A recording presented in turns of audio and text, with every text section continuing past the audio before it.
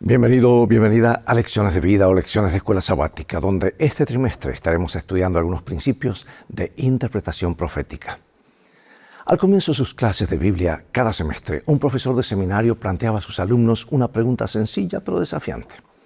¿Cuál es la herramienta más importante que tienen para ayudarlos a comprender la Biblia? Y los estudiantes ofrecían lo que consideraban las mejores respuestas: diccionarios bíblicos, oración, el Espíritu Santo, idiomas bíblicos, hebreo, griego, software bíblico, etc.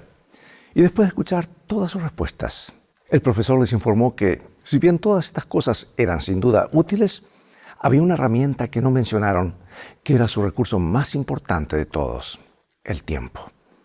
Sin lugar a dudas, la herramienta más importante que se necesita para abordar las Escrituras es la herramienta de la que, con demasiada frecuencia, parecería que tenemos menos: el tiempo. Y una vez que estamos listos y dispuestos a invertir tiempo en la empresa de estudiar la Biblia, entonces somos llevados a considerar la siguiente pregunta: ¿cómo leemos la Biblia? Es decir, ¿cuáles son los principios que deben guiarnos en el camino de la búsqueda y la comprensión de este libro en particular? Los adventistas del séptimo día adoptamos un enfoque de la profecía cuyo centro es Cristo, no un punto geográfico particular como el cercano Oriente o cualquier conflicto militar que se desarrolle allí. A diferencia de ello, vemos las profecías a través de la lente del gran conflicto entre Cristo y Satanás, una lucha espiritual mundial que alcanzará su clímax cuando el pueblo de Dios, tanto de raíces judías como gentiles, se enfrente a la crisis final centrada en la adoración al Creador y en oposición a la bestia y su imagen. Y un elemento clave para comprender estas profecías acerca de los últimos días es Daniel 2, que contiene no solo el esbozo histórico de la profecía, sino también la clave interpretativa para desentrañar su significado. Y las profecías paralelas de Daniel 7 y 8 contienen este mismo esquema básico: el de estos imperios terrenales que surgen y desaparecen hasta que el reino de Dios se establece para siempre. Y durante estos 3 meses estudiaremos cómo interpretar la profecía bíblica, concretamente algunas de las alusiones, historias, imágenes y metáforas que develan la verdad profética y los acontecimientos finales. Ciertamente, un trimestre no es suficiente para empezar siquiera a estudiar todas las historias e imágenes que ayudan a desentrañar la verdad profética. Toma tu Biblia y mantente en sintonía.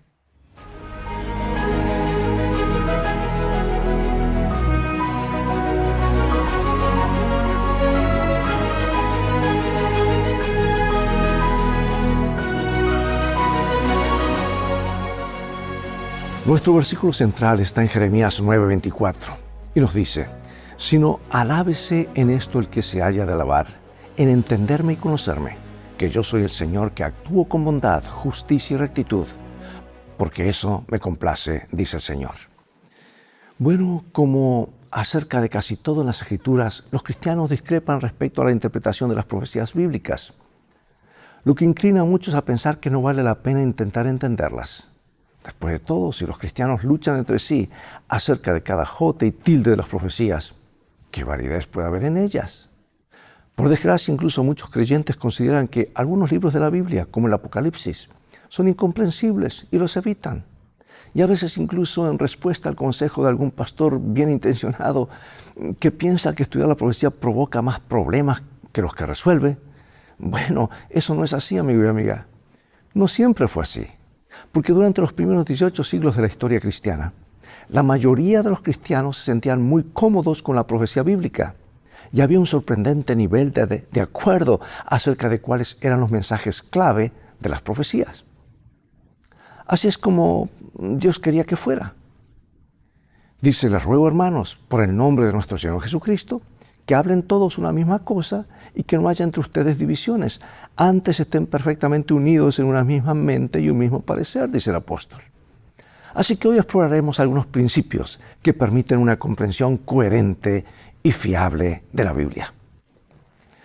Entra en cualquier librería cristiana y observa los títulos de la sección de la profecía bíblica y rápidamente descubrirás que hay una variedad alucinante de opiniones e interpretaciones, lo que tiende a pensar que nadie puede entender documentos como el Apocalipsis. Por ejemplo, un autor dice que el anticristo no es más que una metáfora. Otro opina que aparecerá en el futuro. y aún otro que era una referencia a algo o a alguien que existió en los días del Imperio Romano. Y como dijo cierto predicador, la Biblia se parece a un instrumento musical con el que cada cual interpreta la melodía que se le antoja. Sin embargo, la Biblia no sugiere eso, sino que nos invita a leerla dando por sentado que Dios no habla en vano y que podemos comprender lo que dice en su palabra. Dice San Mateo, Apocalipsis, Jeremías lo siguiente: por tanto, cuando veáis en el lugar santo la abominación desoladora de que habló el profeta Daniel, el que lee, entienda. Bienaventurado el que lee y los que oyen las palabras de esta profecía y guardan las cosas escritas, porque el tiempo está cerca. Y ahora el versículo que leímos al comienzo: alábese en esto el que se hubiere de alabar, en entenderme y conocerme, que yo soy Jehová. Muchas universidades ofrecen cursos acerca de la Biblia como literatura.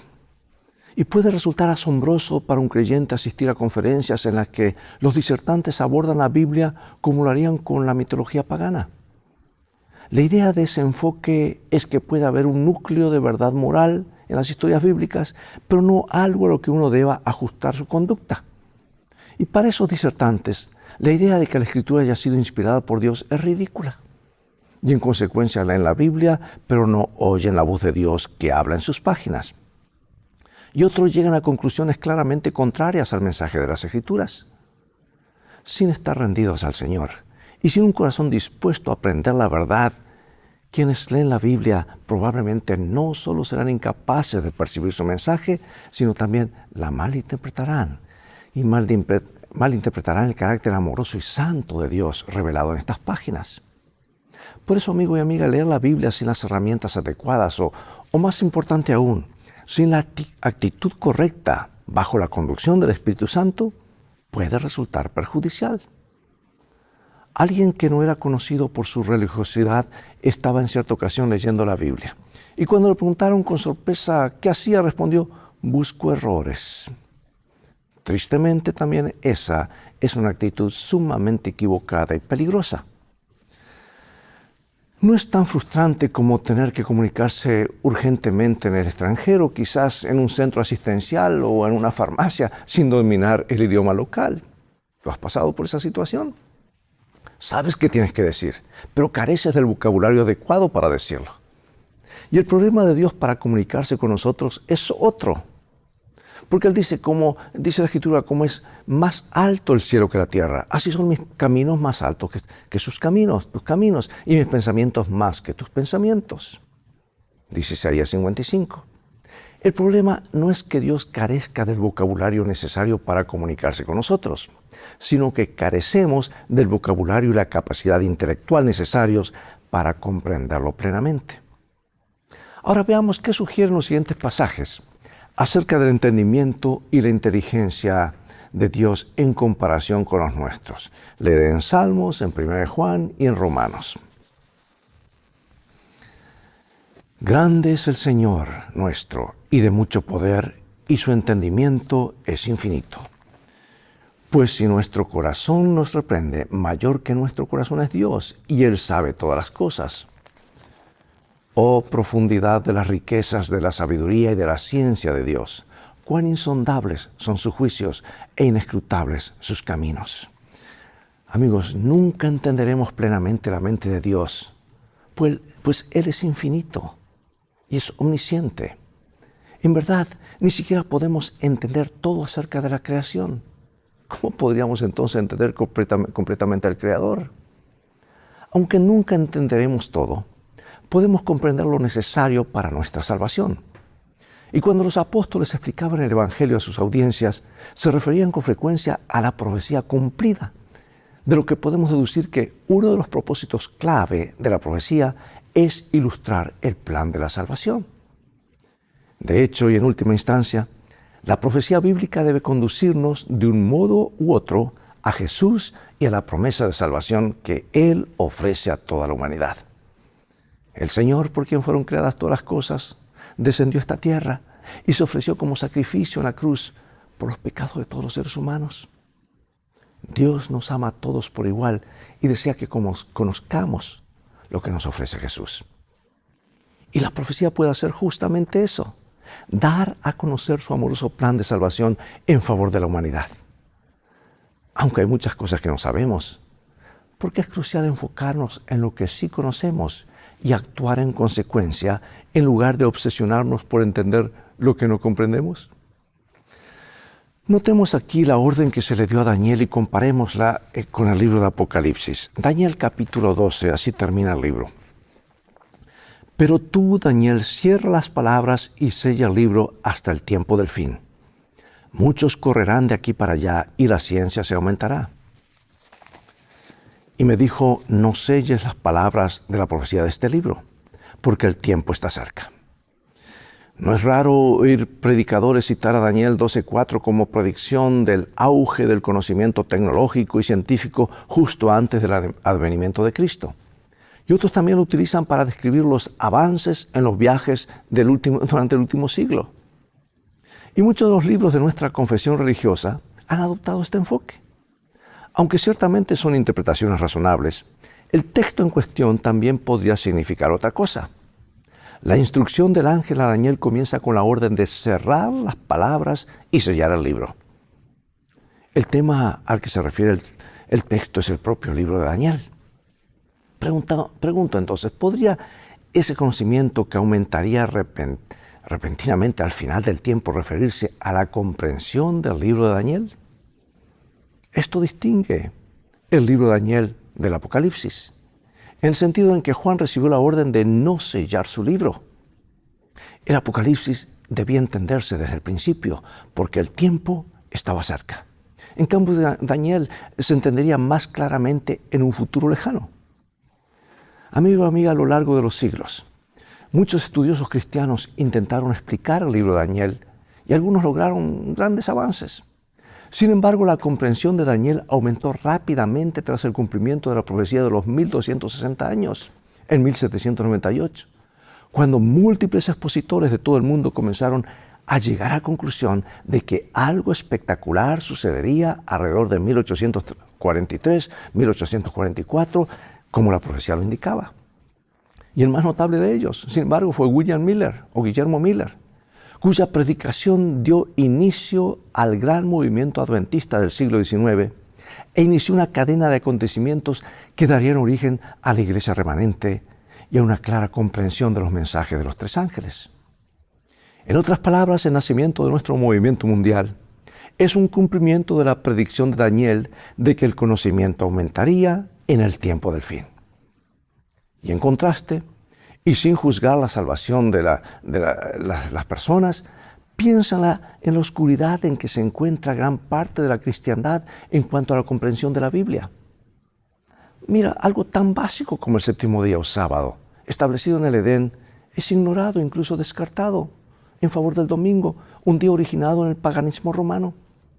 O pensemos en la absoluta ignorancia acerca de lo que la Biblia dice en verdad y lo que enseña en cuanto a la muerte, ya que la mayoría de los cristianos cree en la idea pagana, y repito, la idea pagana, de que existe un alma que abandona el cuerpo en ocasión de la muerte y que pasa inmediatamente a otra esfera de existencia, lo que para algunos significa también el tormento eterno en un infierno ardiente.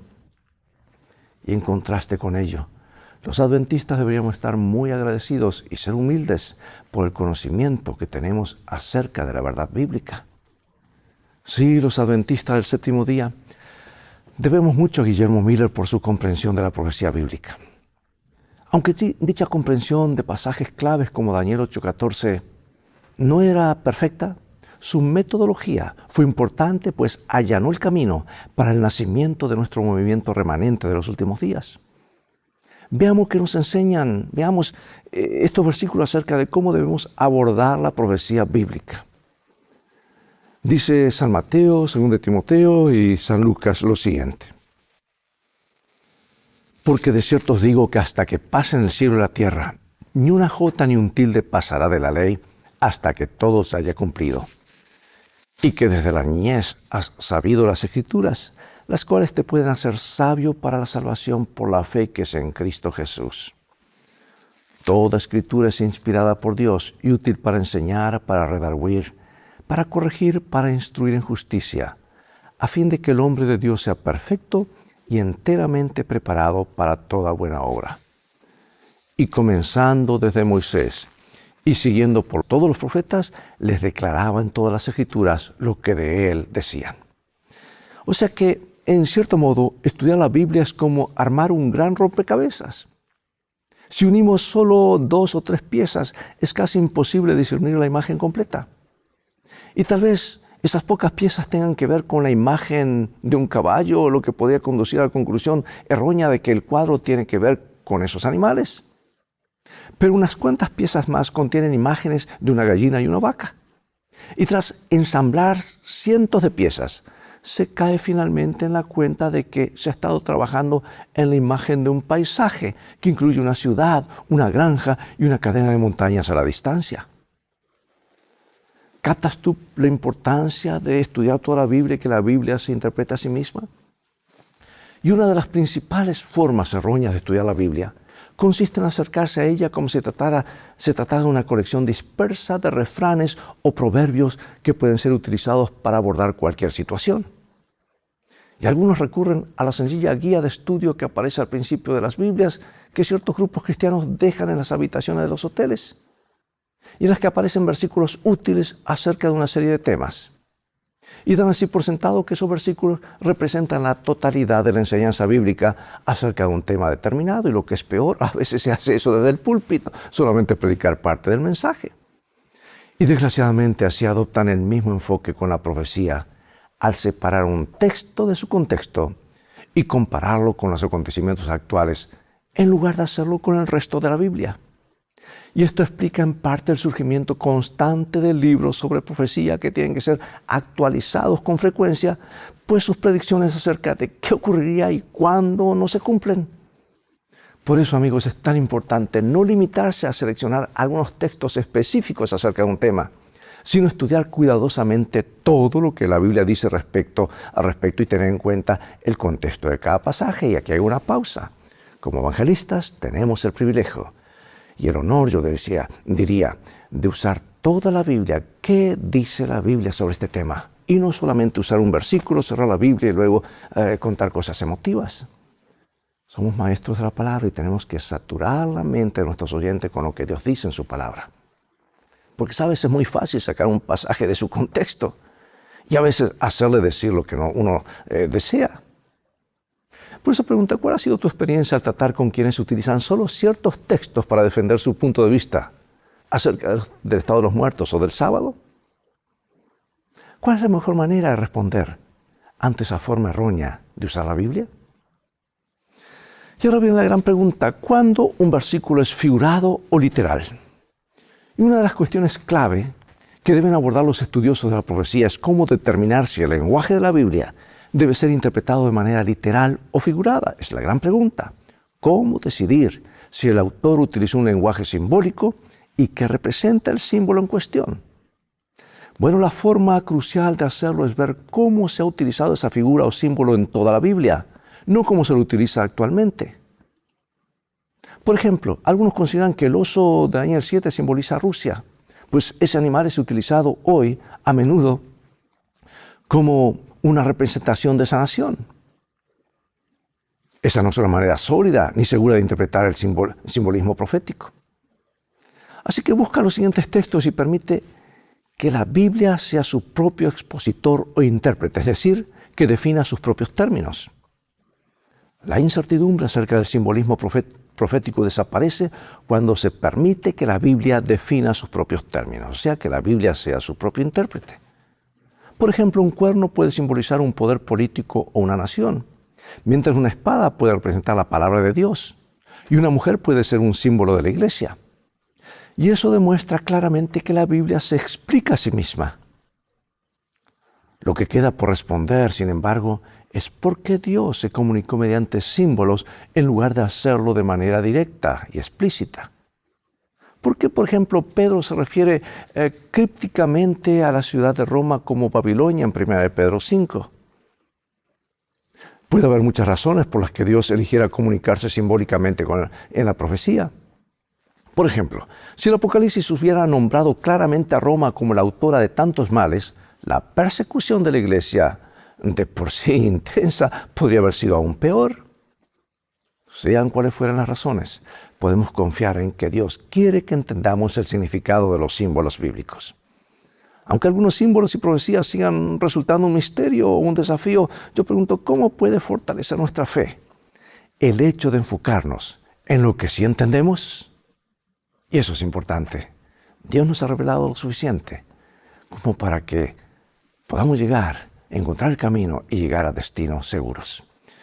Bueno, finalizo con esta cita inspirada, una cita acerca de la profecía bíblica, seguida de algunas preguntas de reflexión. Y dice así en el libro El conflicto de los siglos. Los ministros y la gente declararon que las profecías de Daniel y el Apocalipsis eran misterios incomprensibles.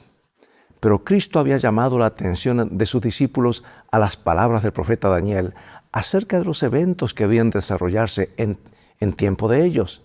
Y les había dicho, el que lee, entienda. Y la aseveración de que el Apocalipsis es un misterio que no se puede entender es rebatida por el título mismo del libro, Revelación de Jesucristo, que Dios le dio para manifestar a sus siervos las cosas que deben suceder pronto. Bienaventurado el que lee y los que oyen las palabras de la profecía y guardan las cosas en ellas escritas, porque el tiempo está cerca. Y ante semejante testimonio de la inspiración, ¿cómo se atreven los hombres a enseñar que el Apocalipsis es un misterio fuera del alcance del entendimiento humano? Es un misterio revelado, un libro abierto. El estudio del Apocalipsis dirige la mente a las profecías de Daniel, y ambos libros presentan instrucciones de suma importancia dadas por Dios a los hombres, concernientes a los eventos que han de desarrollarse al fin de la historia de este mundo. A Juan le fueron reveladas escenas de profundo y conmovedor interés acerca de la experiencia de la iglesia.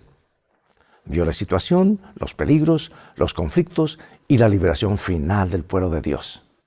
Registra los mensajes finales que han de hacer madurar la mies de la tierra, ya sea en gavillas para el granero celestial o en manojos para los fuegos de destrucción.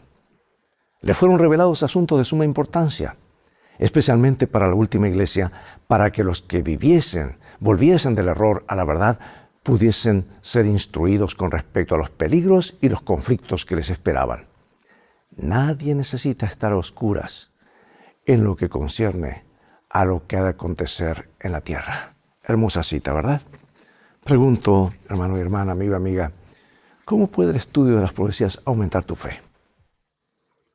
¿Qué profecías, algunas escritas en miles de años acerca de acontecimientos que ocurrirían siglos o milenios después, han contribuido a aumentar tu confianza en la Biblia? Y más importante aún, en el Dios que la inspiró. Por ejemplo, ¿cómo ofrece Daniel 2 razones poderosas y lógicas para confiar en que Dios existe y conoce el futuro? ¿Cuáles son las mejores maneras de protegernos de los numerosos intentos descabellados y especulativos de interpretar las profecías? A veces incluso por parte de personas que están dentro de nuestra iglesia. ¿Por qué debemos poner en práctica el consejo de Pablo? Sometan todo a prueba y retengan lo bueno. Dios nos ayude a abrir su palabra con oración y permitir que la Biblia se interprete a sí misma. Oremos. Nuestro Padre Celestial, gracias por el mensaje de vida que nos das en tu palabra. Gracias por la profecía bíblica que la misma Biblia interpreta y que nos da la seguridad de que tú estás dirigiendo el destino del universo. Ponemos nuestra vida en tus manos. Dirige también nuestras vidas. En el nombre de Jesús oramos. Amén. Bien, amigos y amigas, todo el tiempo que tenemos por hoy. Llegó el momento de despedirnos y será hasta el próximo programa de la serie Lecciones de Vida o Lecciones de Escuela Sabática. Invita a otros a sintonizar este canal y transfórmate tú mismo en un canal de bendiciones. Mientras tanto, Dios te bendiga y recuerda, tú vales mucho para Jesús. Él te ama más de lo que puedes imaginar. Y en este viaje de la vida, las cosas han de terminar bien si haces de la Biblia tu GPS y a Jesús como tu guía. Maranata.